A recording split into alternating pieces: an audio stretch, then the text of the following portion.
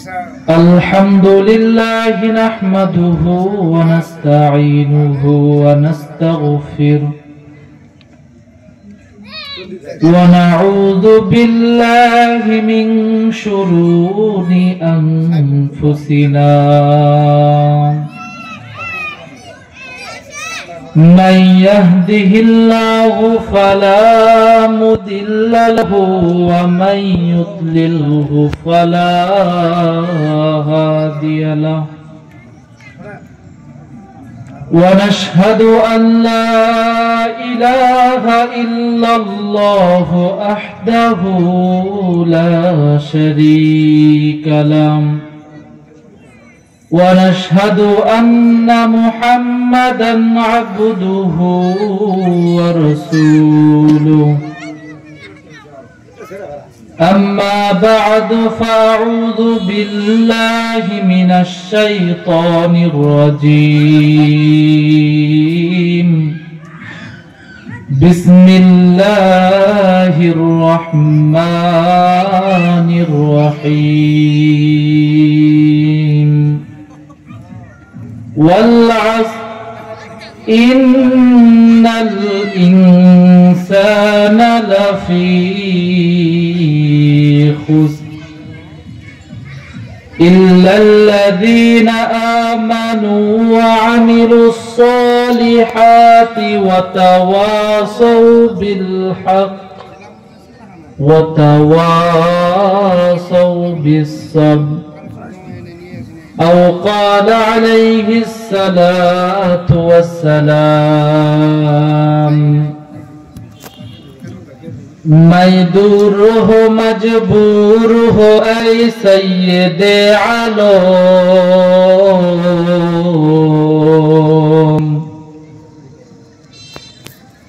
میں دور ہو مجبور ہو اے سید عالم دیدار دکھا دے نہیں آواز سنا دو دیدار دکھا دے نہیں آواز سنا دو میں صورت یوسف کو نہیں چاہنے والا میں صورت یوسف کو نہیں چاہنے والا میں کس کے مانند نہیں عاشق لیلا میں کس کے مانند نہیں عاشق لیلا میں عاشق مولا ہوں میرا عشق دوانا میں عاشق مولا ہوں میرا عشق دوانا اے جملہ جہاں جس کے تجلی سے اجالا اے جملہ جہاں جس کے تجلی سے اجالا صدق اللہ المولانا العظیم وصدق رسولہ النبی الکریم শুকরিয়া আদায় করতেছি মহান রব্বুল আলামিনের দরবারে রব্বুল আলামিন আপনাকে আমাকে যাচাই এবং বাছাই করে মলেয়া মধ্যপাড়া জামে মসজিদের উন্নয়ন কল্পে আল্লাহ পাক রব্বুল আলামিন মাহফিলের ময়দানে আসার মতো বসার মতো কিছু কথা শোনা এবং বলার মতো তৌফিক দান করেছেন শুকরিয়া দান বলে আলহামদুলিল্লাহ আলহামদুলিল্লাহ আল্লাহ পাক রব্বুল আলামিন আমাদেরকে দুনিয়ার মধ্যে নিয়ে আসছেন তার গোলামি করার জন্য ইবাদত করার জন্য শুধু ইবাদত করার জন্যই নিয়ে আসছেন মুমিনের সমস্ত কাজ সমস্ত কিছু হলো ইবাদত আল্লাহ পাক রব্বুল আলামিন কোরআনুল কারীমের মধ্যে বলেন ওয়ামা খালাকতুল জিন্না ওয়াল ইনসা ইল্লা লিয়াবুদুন আমি মানুষ এবং জিনকে সৃষ্টি করছি শুধুমাত্র আল্লাহ তাআলা আমি আল্লাহ তাআলার ইবাদত করার জন্য মুসলমান আল্লাহর গোলাম দুনিয়াতে আমরা কেউ থাকার জন্য আসি নাই আমরা কেউ থাকতেও পারবো না এমন একদিন আসবে কেউ থাকবো না দুনিয়ার মধ্যে এই দুনিয়া ছেড়ে চলে যেতে হবে ইহা হাম সব মুসাফির হ্যায় কবর আখের ঠিকানা कोई आगे रवाना है कोई पीछे रवाना। এই দুনিয়ার মধ্যে আমরা কেউ থাকার জন্য আসি নাই। আল্লাহ পাক রব্বুল আলামিন আপনাকে আমাকে দুনিয়ার মধ্যে নিয়ে আসলেন, নিয়ে আসছে শুধু ইবাদত করার জন্য। মুমিনের সমস্ত কিছু ইবাদত, আর কিছুই তো না। আল্লাহ পাক রব্বুল আলামিন কোরআনুল কারীমের মধ্যে বলছেন, ওয়ামা খালাকতুল জিন্না ওয়াল ইনসা ইল্লা লিয়াবুদুন, আমি মানুষ এবং জিনকে সৃষ্টি করছি আমি আল্লাহর ইবাদত করার জন্য। মুসলমান আল্লাহর গোলাম, আল্লাহ পাক রব্বুল আলামিন যদি আমাদেরকে ইবাদত করার জন্য নিয়ে আসে থাকে দুনিয়ার মধ্যে, তাহলে মুমিনের সমস্ত কিছু ইবাদত, তার নামাজ, তার রোজা, তার সমস্ত কিছু ইবাদত, তার ব্যবসা বাণিজ্য যা কিছু আছে সমস্ত কিছু ইবাদত। আল্লাহ পাক রব্বুল আলামিন এই দুনিয়ার মধ্যে নিয়ে আসছেন। এই দুনিয়ায় আমরা মুসাফির হালতে আছি, একদিন এই দুনিয়ার থেকে আমাদেরকে সকলকে চলে যেতে হবে। কেউ এই দুনিয়ার মধ্যে জেদ করে থাকতে পারবে না। সাদ্দাত এত ক্ষমতার মালিক, সেও কিন্তু দুনিয়ার মধ্যে থাকতে পারে না। অনেক চেষ্টা কইরা জান্নাত আবিষ্কার করলো দুনিয়ার মধ্যে। জান্নাতে ঢোকার আগে দেখে জান্নাতের দরজার সামনে এক বুড়া দাঁড়ায় আছে। বুড়াকে বলে, বুড়াটা কে? বুড়া ডাক দিয়ে বলে, সাদ্দাত, তোমার আর জান্নাতে প্রবেশ করার মতো সময় নাই। আমি মালাকুল মাউত আজরাইল আসছে, এখন সাদ্দাতের জানটা কবজ কইরা সাদ্দাতকে মৃত বানায় চলে গেল। মুসলমান আল্লাহর গোলাম, ভালো করে বোঝার চেষ্টা করুন। ওই ক্ষমতার সাদ্দাত যদি চাইতো জান্নাত কেন সমস্ত কিছু বানাইতে, তাও পারতো, কিন্তু মালিক ঘোষণা করছে সাদ্দাত জান্নাত বানাইছে, জান্নাতের সমস্ত কিছু সাজাইছে, ওই জান্নাতের মধ্যে তার প্রবেশের সময় মালিক দেয় নাই। ইকালামে জিন্দা কুরআনে হাকিম হিকমতে লা ইয়াজালাস্তু কাদিম জামিউল ইলমি বিল কুরআনে হাকিম বাহা সাদাকা আনহু আফলামুর রিজালিন। قال رسول الله صلى الله عليه وسلم উদউনি আস্তাজিব লাকুম। আল্লাহ পাক রব্বুল আলামিন বান্দাদের ডাকার অবস্থায় থাকে। বান্দারা কখন ডাকবে আমার মালিক এই চাতক পাখির ন্যায় চেয়ে থাকে। বান্দারা যখন ডাকে আল্লাহ, তখন আমার মালিক ডাক দিয়ে বলে, বান্দা বুলাও কেন? ও দুনিয়ার মানুষ, তোমাকে তো আমার মালিক দৈনিক 5 বার করে ডাক দেয়। হাইয়া আলাস সালাহ, হাইয়া আলাল ফালাহ। মালিক ডাক দেয় তোমার কল্যাণে তুমি আসো, তোমার কাজে তুমি আসো। এখন বান্দা তো সময়ও পায় না। ফজর কাটে ঘুমে ঘুমে, জোহর কাটে হেলায় খেলায়, আসর কাটে সেই আড্ডার চার দোকানে, মাগরিবের মধ্যে অনেক সমস্যা, এশার মধ্যে তো সেই সময়ই পায় না।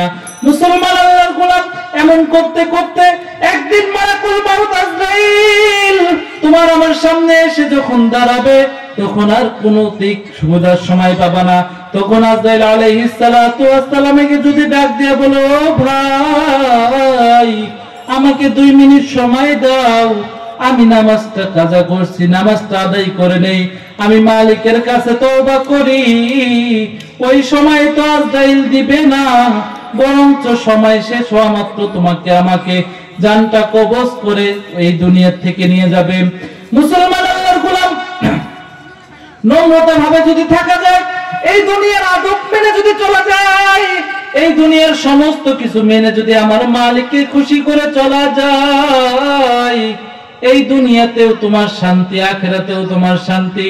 ওই যে দেখো কুড়িগ্রাম ইস্তেমার মাঠে ঘুঘু মুন্সি শুয়ে আছে, ওই ঘুঘু মুন্সি নাকি আল্লাহ আল্লাহ বলে সব সময় ডাকাডাকি করতো। তার নাম ছিল বশির উদ্দিন মুন্সি। সে যখন মারা গেছে মানুষ ঘুঘু মুন্সি নামে ডাকতো। সে যখন মারা গেছে 32 বছর পর যখন তার কবর থেকে তার লাশটা বাইর হয়, তখন তার লাশটা দেখে মানুষ বলে একটা তাজা মানুষ মনে হয়, কিছুদিন আগে মাটি দেওয়া হয়েছে। মুসলমান আল্লাহর গোলাম, আমার মালিকের যদি সাথে সম্পর্ক অর্জন করতে পারো, আমার মালিকের সাথে যদি সম্পর্ক লাগাইতে পারো, এমন এক ঘটনা শোনা যায়। একদিন হুজুর আমাদের ক্লাসের মধ্যে আইসা বলতেছে, বাবারা ভালো করে শুনো, একটা রাজা ছিল, রাজার অনেকগুলো তার স্ত্রী ছিল, তার ছোট রানীকে তিনি মহব্বত করত।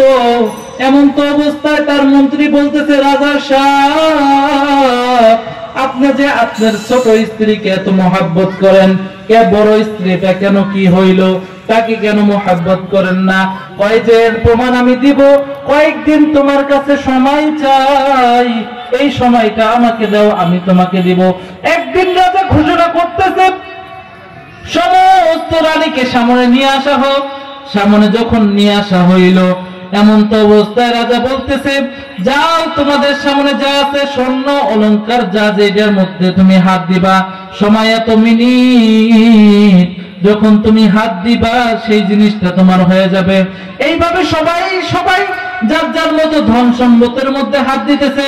কেউ সোনার উপরে হাত দেয়, কেউ রূপার উপরে হাত দেয়, কেউ বা অমুক জিনিসের উপরে হাত দেয়। এমন তো অবস্থায় ছোট রানী দাঁড়ায় আছে। মানুষ বলতেছে, ছোট রানী মনে হয় পাগল হইল, কারণ সে তো কোনো কিছুর মধ্যে হাত দেয় না।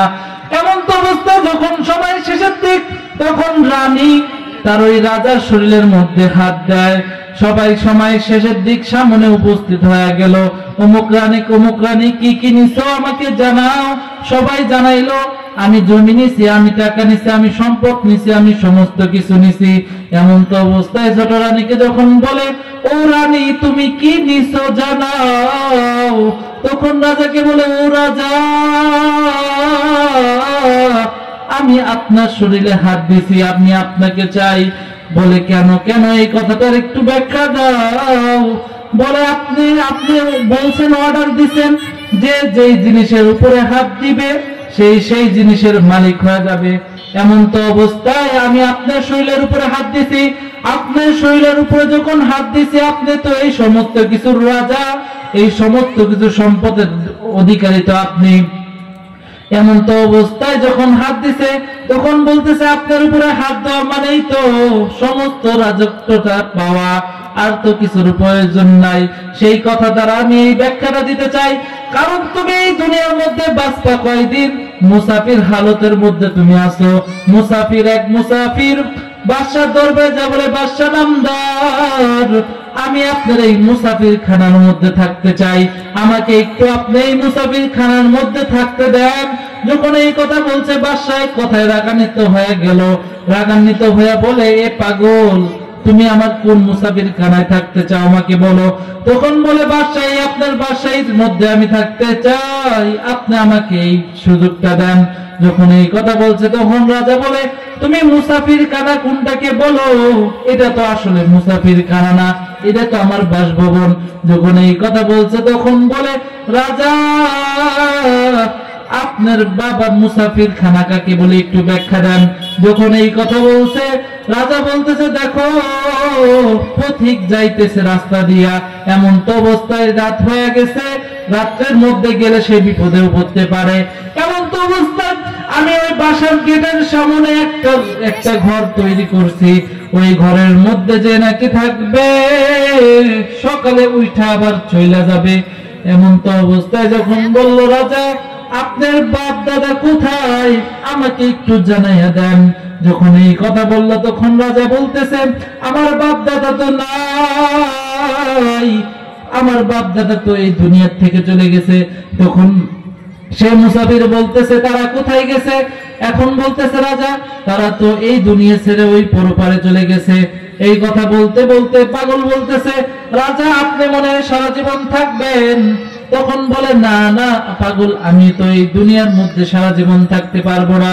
বলে, কেন রাজা আপনি থাকতে পারবেন না?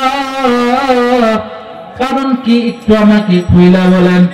পাগল, এই দুনিয়ার মধ্যে কেউ তো সারা জীবনের জন্য হায়াত নিয়ে আসে না, আমার মালিকের অর্ডার হলে দুনিয়া থেকে চলে যায়। তখন বলল বাদশাহ, পাগল তো আমি না, পাগল তো বড় হলো আপনি। কারণ কি, এই দুনিয়ার মধ্যে আপনি আছেন, এই দুনিয়া থেকে আপনি চলে যাবেন, এটা কিভাবে আপনার স্থায়ী বাড়ি হয়? ওই কবর দেখতেছেন, ওই কবর আপনার স্থায়ী বাড়ি। মুসলমান আল্লাহর গোলাম, ভালো করে বোঝার চেষ্টা করুন। আমি সেই রাজা রানীর কথা বলতে চাই। ওই রাজা রানী, ওই ছোট রানী যখন ওই রাজার শরীরে হাত দিল, ওই রাজার সমস্ত কিছু তার হয়ে গেল। তেমনি ভাবে আমার মালিকের সাথে যারা মহব্বত করবে, আমার মালিককে যারা মহব্বত করে ভালোবাসবে, আমার মালিকের সাথে যারা সম্পর্ক অর্জন করতে পারবে, ওই কিয়ামতের ময়দানে, কঠিন মুসিবতের ময়দানে, যখন মানুষের হাত 7 হাত মাথার উপরে সূর্য এসে দাঁড়াবে, এমন তো অবস্থায় কঠিন মুসিবত তলে আমার মালিকের বন্ধুরা আমার মালিকের সাথে দিদার লাভ করবে। মুসলমান আল্লাহর গোলাম, ভালো করে বোঝা লাগবে, দুনিয়ায় যদি নাই থাকতে পারি, কিসের এত বাহাদুরি, কিসের এত অহংকার? 3.5 হাত ওই কবরের মধ্যে আপনাকে আমাকে যাইতে হবে। ওই 3.5 হাত কবরের মাঠে আপনার আমার জন্য রেডি।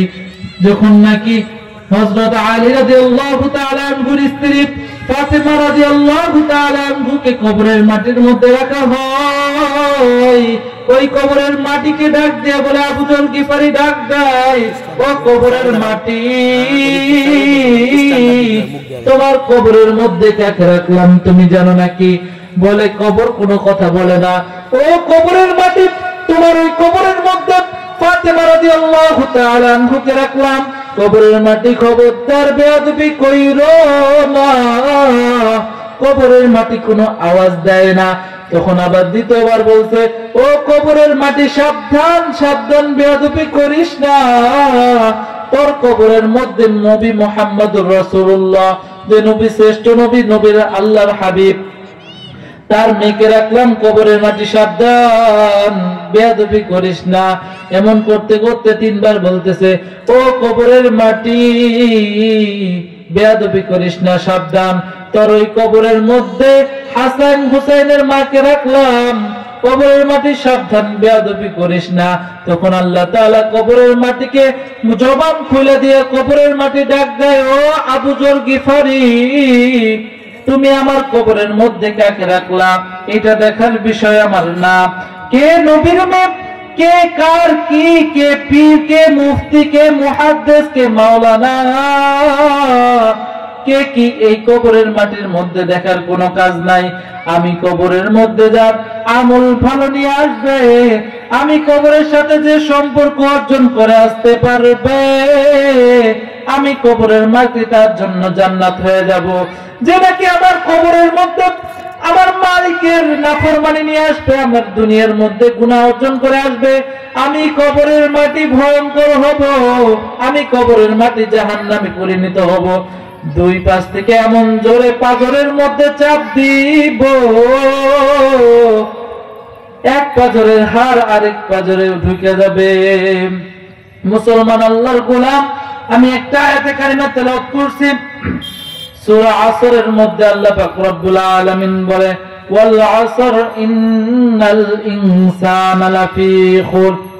আল্লাহ পাক রব্বুল আলামিন সময়ের কসম খায় বলতেছেন, ওয়াল আসর, সময়টা কত দামি একটু ঘটনা দিয়ে বুঝায় দেয়। এই সময় তো দামি যে ইমামে আযম ইমাম আবু হানিফা রাহমাতুল্লাহি আলাইহি বর্ণনা করেন যে এক কৃষক রাস্তার মধ্যে তার জমিনের মধ্যে হাল বাহাইতেছে।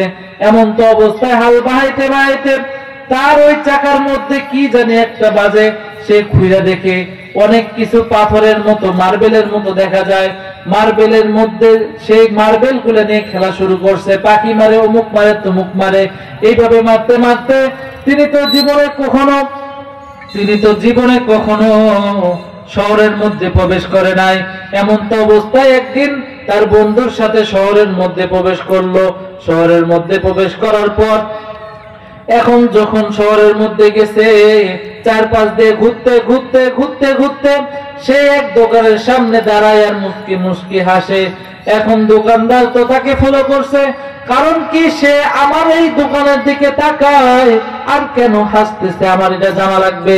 যখন এই কথা মাথার মধ্যে ঢুকে গেছে, তখন ওই ছেলেকে ডাক দিয়ে বলে, ও ছেলে এদিকে আসো। বসাইছে, বসে সুন্দরভাবে কথা বলতেছে, ও ছেলে তুমি কি জন্য আমাকে দেখো আর হাসো? আমি কোনো কারণ খুঁজে পাই না, আমাকে একটু জানাও কি জন্য তুমি হাসতেছো, তুমি কি জন্য হাসতেছো? এমন তো অবস্থায় যখন নাকি আসছে, তখন বলতেছে এমন তো যে আপনার এত সুন্দর ঘর, এত সুন্দর দোকান, এত সুন্দর কিছু।